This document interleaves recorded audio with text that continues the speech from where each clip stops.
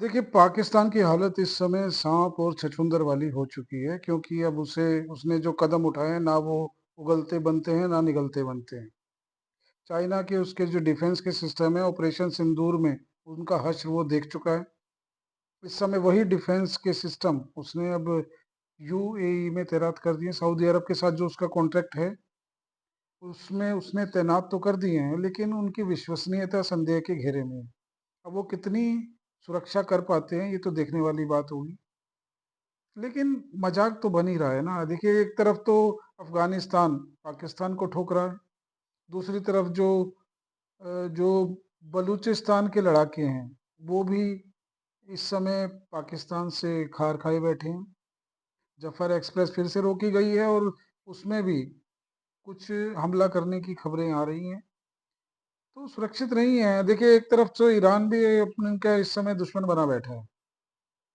अब ये शिया और सुन्नी का मामला तो एक तरफ हो गया, लेकिन इस समय जो अ, अमेरिका के साथ देने वाले जितने भी देश हैं, इस समय ईरान की नज़र में वो सब आए हुए हैं और ईरान किसी को भी लगता नहीं कि छोड़ने के मूड में है, और उसमें पाकिस्तान का भी नंबर आता है।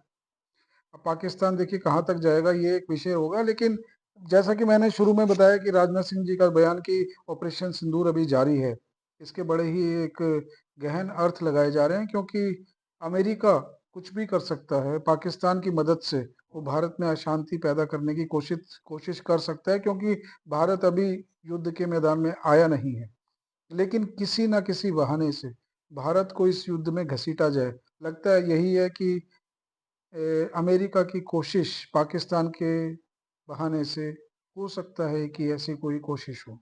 अभी तो देखिए, रशिया और चीन इस युद्ध में प्रत्यक्ष रूप से शामिल नहीं हैं, लेकिन अगर वो इस युद्ध में शामिल होते हैं तो ये बहुत बड़ा एक ये क्षेत्र में फैल सकता है विश्व के, और जो विश्व युद्ध की बातें चल रही हैं वो भी साकार रूप ले सकती हैं।